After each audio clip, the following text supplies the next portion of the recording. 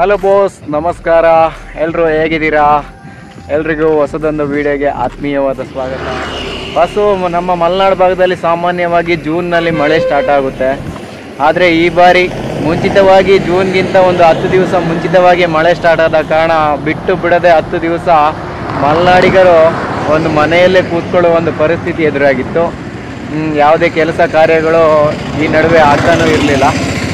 ಆದರೆ ಈ ಒಂದು ದಿವಸ ಅಂದರೆ ಸರಿಸುಮಾರು ಇವತ್ತು ಏಪ್ರಿಲ್ 29ನೇ ತಾರೀಕು ಮಳೆ ಇವತ್ತು ಬಿಟ್ಟಿದೆ. ಈ ಒಂದು ಕ್ಷಣಕ್ಕಾಗಿ ನಾವೆಲ್ಲ ಈ ನೇಚರನ್ನು ಎಂಜಾಯ್ ಮಾಡುವ ಒಂದು ಪ್ರೇಮಿಗಳು ಕಾಯ್ತಾ ಇದ್ದೀವಿ. ಬಸ್ಸು ನಾವಿವತ್ತು ಹೊರಟಿರುವಂಥದ್ದು ಚಿಕ್ಕಮಗಳೂರು ಜಿಲ್ಲೆಯ ಫೇಮಸ್ ಟೂರಿಸ್ಟ್ ಪ್ಲೇಸ್ಗಳಲ್ಲಿ ಒಂದಾದ ದೇವರಮನೆ ವ್ಯೂ ಪಾಯಿಂಟ್ಗೆ. ನಾನು ಕೂಡ ಈ ವ್ಯೂ ಪಾಯಿಂಟ್ಗೆ ತುಂಬಾ ದಿವಸದ ನಂತರ ಬರಬೇಕು ಅಂತ ಒಂದು ಮನಸ್ಸಲ್ಲಿತ್ತು. ಆದರೆ ಇದುವರೆಗೂ ಬಂದಿಲ್ಲ. ನಮ್ಮದು ಪಕ್ಕದ ಹಾಸನ ಜಿಲ್ಲೆಯಾದರೂ, ನಾವು ಸಕಲೇಶ್ಪುರ ಭಾಗದವರಾದರೂ ನಾವು ಈ ಒಂದು ಸ್ಥಳಕ್ಕೆ ಬಂದಿರಲಿಲ್ಲ. ಮೇನ್ ರೋಡಲ್ಲಿ ಕಾಣ್ತಿದೆಯಲ್ಲ, ಅಲ್ಲೇ ಇಲ್ಲಿಂದ ಕೊಟ್ಟಿಗೆರ 3 ಕಿಲೋಮೀಟ್ರ್ ಆಗುತ್ತೆ. ಅಂದರೆ ನಾವಿವಾಗ ಮೂಡಿಗೆರೆ ತಾಲೂಕಿನಿಂದ ಸರಿಸುಮಾರು ಕೊಟ್ಟಿಗೆರೆ ಮಾರ್ಗವಾಗಿ 12 ಕಿಲೋಮೀಟ್ರ್ ಮುಂದೆ ಬಂದಿದ್ದೀವಿ. ಇಲ್ಲಿಂದ ದೇವ್ರ ಮನೆ ಬರೋಬ್ಬರಿ 12 ಕಿಲೋಮೀಟ್ರ್ ಆಗುತ್ತೆ. ನಮ್ಮ ಜೊತೆ ಇದ್ದಾರೆ ಇವತ್ತು ನಮ್ಮ ಕ್ರೇಜಿ ಸ್ಟಾರ್ ಪುನೀತ್ ಅವರು.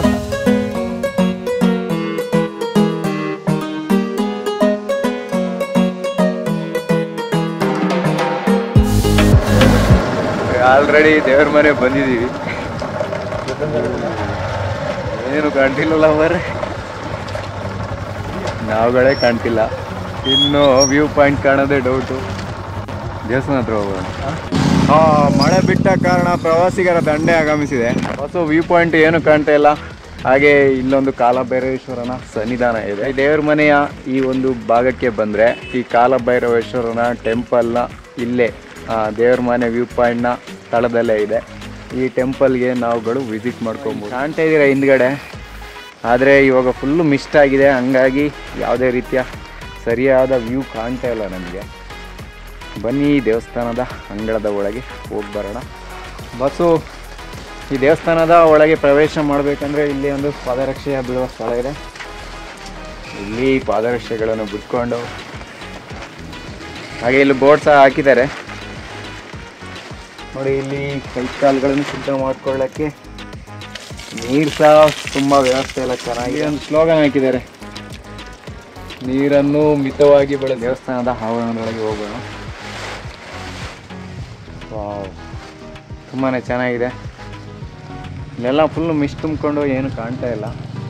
ದೇವಸ್ಥಾನದ ಆವರಣ ಮಾತ್ರ ಪರಿಶುದ್ಧವಾಗಿದೆ. ಇಲ್ಲಿ ನೋಡೋಕ್ಕೂ ತುಂಬಾ ಬ್ಯೂಟಿಫುಲ್ ಆಗಿದೆ ಲೊಕೇಶನ್ ಅಂತ.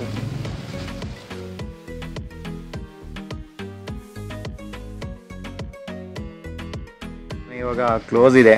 ಈಗ ಮಧ್ಯಾಹ್ನ 1 ಗಂಟೆ ಸಮಯ. ಮೋಸ್ಟ್ಲಿ ಇಲ್ಲಿ ಎಲ್ಲೂ ಟೈಮಿಂಗ್ಸ್ ಹಾಕಿಲ್ಲ.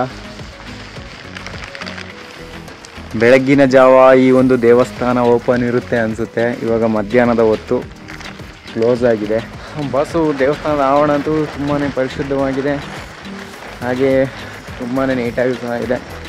ಹಾಗೆ ನೀವುಗಳು ಬಂದಾಗ ಸಹ ಈ ಸ್ಥಳವನ್ನು ಅಷ್ಟೇ ತುಂಬಾ ಶುದ್ಧವಾಗಿ ನೀಟಾಗಿ ನೋಡ್ಕೊಂಡು ಹೋಗಿ. ಯಾಕಂದರೆ ಆಲ್ರೆಡಿ ಹೆಸರೇ ಹೇಳ್ತಾ ಇದೆ ಇದು ದೇವರ ಮನೆ ಅಂತ. ನಾವು ಕೂಡ ಈ ಪ್ರಕೃತಿ ಮಾತೆನ ದೇವರ ಸ್ವರೂಪದಲ್ಲಿ ನೋಡಬೇಕು. ಪ್ಲಾಸ್ಟಿಕ್ ವಸ್ತುಗಳನ್ನು ಎಸೆದಾಗಲಿ ಈ ರೀತಿ ಏನು ಮಾಡದೆ ದೇವರ ಒಂದು ಮನೆಯನ್ನು ದೇವರ ಮನೆ ರೀತಿ ಒಂದು ಪರಿಶುದ್ಧವಾಗಿ ನಮಗೆ ಸಿಗುವಂತೆ ನಾವು ನೋಡಿಕೊಂಡು ಪರಿಶುದ್ಧವಾಗಿ ಇಟ್ಕೊಳ್ಳೋಣ. ಈ ಒಂದು ಪ್ರದೇಶಕ್ಕೆ ದೇವ್ರ ಮನೆ ಹೆಸರು ಯಾಕೆ ಬಂತು ಅಂತ ಒಂದು ಇತಿಹಾಸವನ್ನು ಹುಡ್ಕೊಳ್ಳೋಕ್ಕೆ ಹಿರಿಯರು ಹೇಳಿರೋ ಪ್ರಕಾರ, ಶಿವ ಒಮ್ಮೆ ನಮ್ಮ ಶಿವನ ಒಂದು ವಾಹನವಾದ ನಂದಿಗೆ ಹೇಳ್ತಾರಂತೆ, ಭೂಲೋಕಕ್ಕೆ ಹೋಗಿ ಅಲ್ಲಿಯ ಜನರ ಒಂದು ಕಷ್ಟಗಳನ್ನು ಕೇಳಿಕೊಂಡು ಬಾ ಅಂತ ಒಮ್ಮೆ ನಂದಿಗೆ ಹೇಳುತ್ತಂತೆ. ನಂದಿ ಅಲ್ಲೇ ದೇವಲೋಕದಲ್ಲೇ ಕೂತ್ಕೊಂಡು ಶಿವನಿಗೆ ಸುಳ್ಳು ಹೇಳುತ್ತಂತೆ, ಹೌದು ನಾನು ಹೋಗಿ ಬಂದೆ, ಅಲ್ಲೆಲ್ಲ ತುಂಬಾ ಚೆನ್ನಾಗಿದ್ದಾರೆ ಅಂತ. ಆದರೆ ಶಿವನಿಗೆ ಇದು ಹಂಗಾಗಿ ಶಿವ ಏನು ಮಾಡ್ತಾರಂತೆ, ಸ್ವತಃ ತಾನೇ ಈ ಒಂದು ಜಾಗಕ್ಕೆ ಬಂದು ತನ್ನ ಒಂದು ಇನ್ನೊಂದು ಸ್ವರೂಪವಾದ ಕಾಲಭೈರವನ ಒಂದು ಸ್ವರೂಪದಲ್ಲಿ ಇಲ್ಲಿ ನೆಲೆಯಾಗ್ತಾರೆ ಅಂತ ಒಂದು ಇತಿಹಾಸ ಇದೆ. ಹಂಗಾಗಿ ಶಿವನೇ ಬಂದು ನೆಲೆಸಿರುವಂಥ ಈ ಒಂದು ಸ್ಥಳಕ್ಕೆ ದೇವರ ಮನೆ ಅಂತ ಹೆಸರು ಬಂದಿದೆ ಅಂತ ಹಿರಿಯರು ಹೇಳ್ತಾರೆ. ಹಾಗೆ ಈ ಒಂದು ದೇವಸ್ಥಾನ ಮೋಸ್ಟ್ಲಿ ಮಧ್ಯಾಹ್ನದವರೆಗೆ ಓಪನ್ ಇರುತ್ತೆ ಅನಿಸುತ್ತೆ. ಇವಾಗ ಆಲ್ರೆಡಿ ಕ್ಲೋಸ್ ಆಗಿದೆ. ನಾವು ಬಂದಿರೋದು ಮಧ್ಯಾಹ್ನದ ಒಂದು ಅವಧಿ. ನೀವೇನಾದರೂ ಪೂಜೆ ಏನಾದರೂ ಮಾಡ್ಕೊಳ್ಬೇಕಂದ್ರೆ ಮಧ್ಯಾಹ್ನದ ಒಳಗೆ ಈ ಒಂದು ಸ್ಥಳಕ್ಕೆ ಮತ್ತು ಈ ದೇವಸ್ಥಾನಕ್ಕೆ ನೀವು ಬರ್ಬೋದು. ಹಾಗೆ ನನ್ನ ಹಿಂದೆ ಒಂದು ಕಾಣ್ತಾ ಇದೆಯಲ್ಲ, ಈ ಬಾವಿಯ ನೀರು ತುಂಬಾ ಪರಿಶುದ್ಧವಾದ ನೀರು ಅಂತ ಇಲ್ಲಿ ಭಾವಿಸಲಾಗುತ್ತೆ. ಈ ಒಂದು ಬಾವಿಯ ನೀರಿನಿಂದನೇ ಈ ಒಂದು ನಮ್ಮ ಡೈಲಿ ಈ ಕಾಲಭೈರವನ ಒಂದು ಮೂರ್ತಿಗೆ ಅಭಿಷೇಕ ಮಾಡಿ ಸ್ವಚ್ಛಗೊಳಿಸಲಾಗುತ್ತೆ.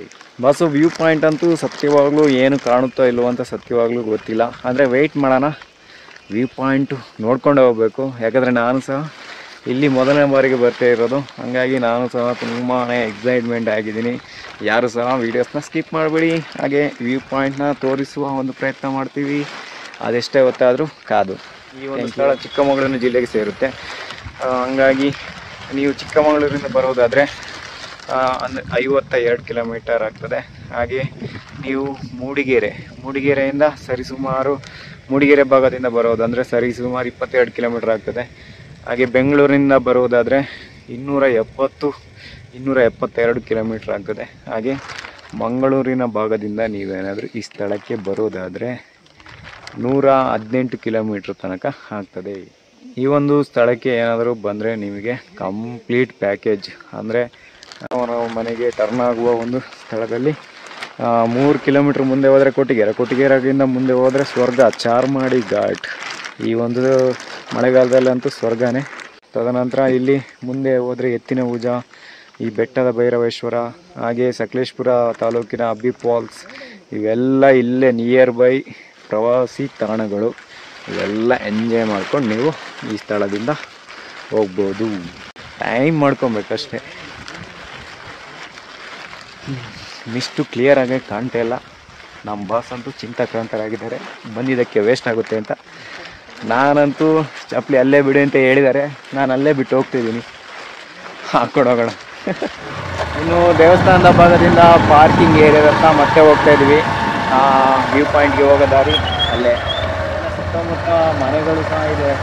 ಇವರೆಲ್ಲ ಪುಣ್ಯ ಮಾಡಿರ್ಬೇಕನ್ಸುತ್ತೆ. ಮೋಸ್ಟ್ಲಿ ಹೋಟೆಲ್ಗಳು, ಪ್ರವಾಸಿ ತಂಗುದಾಣಗಳಿರ್ಬೋದು, ಹೋಟೆಲ್ಗಳಿರ್ಬೋದು ಸುತ್ತಮುತ್ತ. ಇಲ್ಲಿಂದನೇ ನಮ್ಮ ದೇವರ ಮನೆ ವ್ಯೂ ಪಾಯಿಂಟ್ಗೆ ಹೋಗುವಂಥ ಜರ್ನಿ ಸ್ಟಾರ್ಟ್ ಆಗುತ್ತೆ. ಬಸ್ಸು ಕಾಣ್ಬೋದಾ? ಡೌಟು ಮುಂದೆಗಡೆ ಬರೋರೆ ಕಾಣ್ತಿಲ್ಲ. ಬೆಟ್ಟೆಲ್ಲಿ ಕಾಣುತ್ತೆ, ಇನ್ನು ಬೆಟ್ಟೆಲ್ಲಿ ಕಾಣುತ್ತಲ್ವಾ? ಅಣ್ಣವರೇ ಮೆಲ್ಲ ಬನ್ನಿ.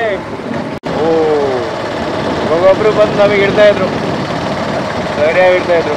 ಬೆಟ್ಟ ತೋರಿಸ್ತಿದ್ರು, ಬೆಟ್ಟ ಗುಟ್ಟ ಎಲ್ಲ ತೋರಿಸ್ತಾ ಇದ್ರು ನಮಗೆ. ಇವತ್ತು ಮಳೆ ಕ್ಲಿಯರ್ ಆಯಿತು ಅಂತ ಬಂದ್ವಿ, ಆದರೆ ಮಿಸ್ಟ್ ಕ್ಲಿಯರ್ ಆಗ್ತಾ ಇಲ್ಲ. ಇದೇ ಪಾರ್ಕಿಂಗ್ ಏರಿಯಾ. ಇಲ್ಲಿ ಗಾಡಿಗಳನ್ನು ಪಾರ್ಕ್ ಮಾಡಿ ಹೋಗ್ಬೇಕಾಗುತ್ತೆ. ಇಲ್ಲಿಂದ ವಾಕ್.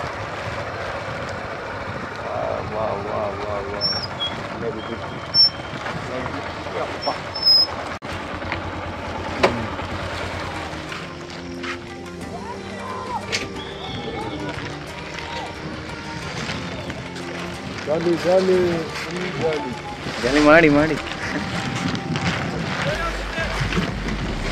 ಫೈನಲ್ಗೆ ಏರಿದೆ. ಜೈ RCB ಅಂತಿದ್ದಾರೆ. ಬನ್ರಿ MI ಫ್ಯಾನ್ಸು ಒಳ್ಳೆ ಖುಷಿಯಾಗಿ ಬರ್ತಿದ್ದಾರೆ. ಏನಾರು ಕಾಣಿಸ್ತಿದೆಯಾ ಬಸ್? ಸುಮ್ಮನೆ ಬರ್ಬೇಕಷ್ಟೇ. ಹೋಗಿ ಬಂದವರೆಲ್ಲ ಏನು ಕಾಣ್ತಿಲ್ಲ ಅಂತಿದ್ದಾರೆ. ಅರ್ಚಾಟ ಎಲ್ಲ ಜೋರಾಗೇ ಇದೆ. ಅವ್ರಿಗೆ ಏನು ಕಾಣ್ತಿದೆ ಗೊತ್ತಿಲ್ಲಪ್ಪ. ಇನ್ನೇನು ರಸ್ತೆಯಿಂದ ಏನು ಅಷ್ಟೊಂದೇನು ದೂರ ಇಲ್ಲ ವ್ಯೂ ಪಾಯಿಂಟ್ಗಳು. 2 ನಿಮಿಷದ ಕಾಲ್ನಡಿಗೆ ಒಳಗೆ ಮೇಲ್ಗಡೆ ಪಾಯಿಂಟಿಗೆ ಬರ್ಬೋದು ನಾವು.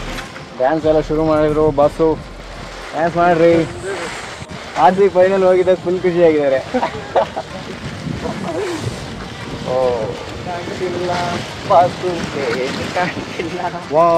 ವಾವ್, ಬರೀ ಇಷ್ಟೇ ವರ್ಡ್ಗಳು ಕೇಳ್ತಾ ಇದ್ದಾವೆ. ಇಲ್ಲಿ ಮಾನವರೇ ಬಂದು ಬೊಬ್ಬೆ ಹಾಕ್ತಿದ್ದಾರೆ, ಅಂದರೆ ನೀವು ಎಲ್ಲ ಸೇರಿ. ಆದರೆ ಪ್ರಕೃತಿ ನೋಡಿ ಎಷ್ಟು ಶಾಂತವಾಗಿದೆ. ತನ್ನೊಳಗೆ ಎಲ್ಲವನ್ನೂ ಇಟ್ಕೊಂಡು ಸಹ ಪ್ರಕೃತಿ ನಮಗೆಲ್ಲ ಉಡುಗೊರೆ ಕೊಡ್ತಾನೆ ಇದೆ. ಆದರೆ ಪ್ರಕೃತಿ ಶಾಂತವಾಗಿದೆ.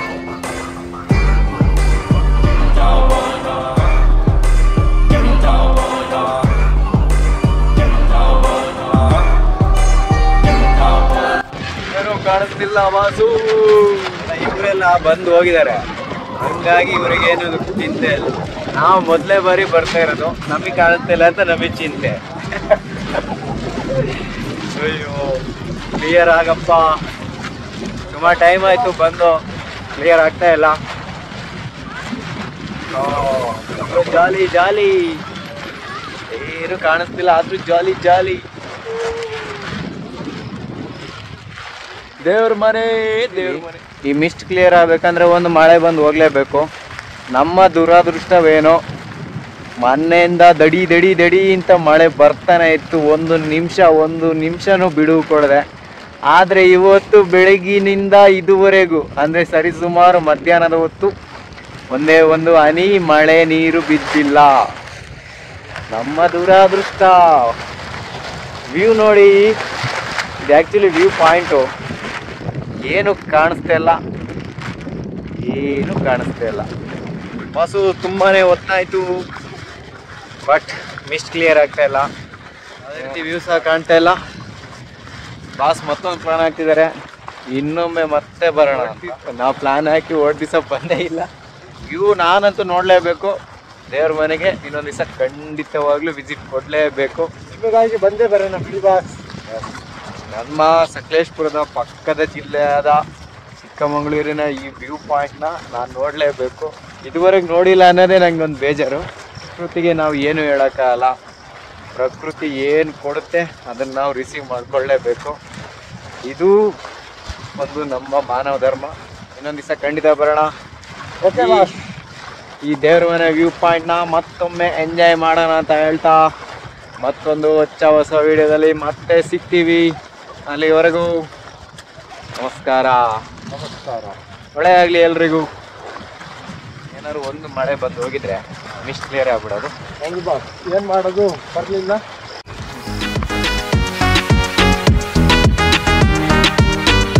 ಮುಂದೆ ಯಾರು ಬರ್ಬೋದು ಬಂದು ಮೆಲ್ಲ ಹೋಗ್ತಿದ್ದೀನಿ ಬಾಸ್. ಮೆಲ್ಲವಾಗಿ ಖಾಲಿ ಖಾಲಿ